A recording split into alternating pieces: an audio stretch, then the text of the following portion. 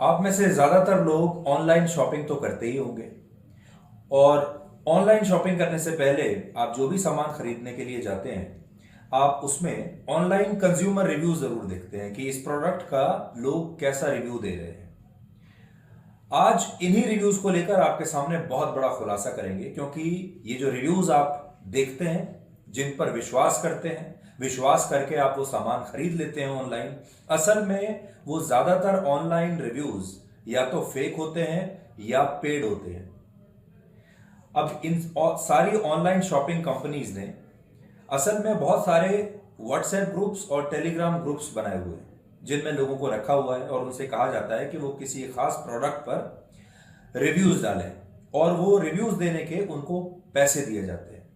और जो भोली भाली जनता है वो उन रिव्यूज को देखकर समझती है कि ये प्रोडक्ट बहुत अच्छा है, इसे खरीद लेते हैं।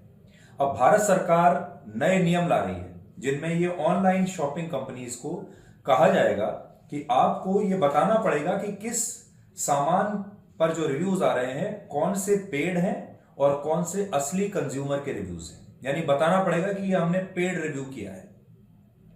इससे आप सब लोगों को बहुत आसानी हो जाएगी ये समझने में कि कौन सा सामान खरीदना है, किस सामान को जो अच्छे रिव्यूज मिल रहे हैं उसमें कितने पेड हैं और कितने जेन्युइन रिव्यूज हैं। ये आपकी जिंदगी से जुड़ा हुआ एक बहुत बड़ा मसला है, जिसे आज हम उठाने वाले हैं ब्लैक एंड व्हाइट में।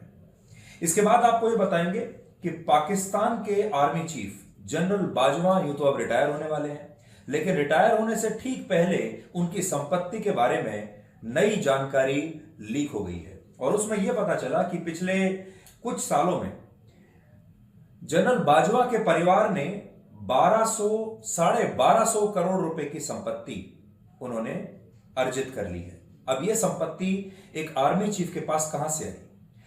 अब आप जनरल बाजवा की संपत्ति को देखिए और यह देखिए कि हमारे देश में जो आर्मी चीफ होते हैं, क्या आप ऐसा अंदाजा भी लगा सकते हैं कि कोई आर्मी चीफ रहते हुए इतनी संपत्ति अर्जित कर ले? 2016 में जनरल बाजवा की पत्नी ने यह कहा था कि उनके पास कोई संपत्ति नहीं है, और अब उनके पास 220 करोड़ रुपए की संपत्ति है। इससे जनरल बाजवा की बड़ी बदनामी हुई है, पाकिस्तान आर्मी की बड़ी बदनामी हुई है। वैसे तो पाकिस्तान की जो आर्मी है वो वहां की सबसे बड़ी प्रॉपर्टी डीलर वही है, उसके बारे में भी आपको हम बताएंगे। लेकिन इससे इमरान खान को कितना फायदा होगा पॉलिटिकली, शहबाज शरीफ इसके बाद क्या करने वाले हैं, और पाकिस्तान में वहां की सेना की छवि और कितनी बिगड़ जाएगी, इसका विश्लेषण आज करेंगे। और आखिर में आपको बताएंगे, आपने ब्रूस ली का नाम तो सुना ही होगा। ब्रूस ली की 1973 में मौत हो गई थी, और तब बहुत इन्वेस्टिगेशन हुई उनकी मौत की।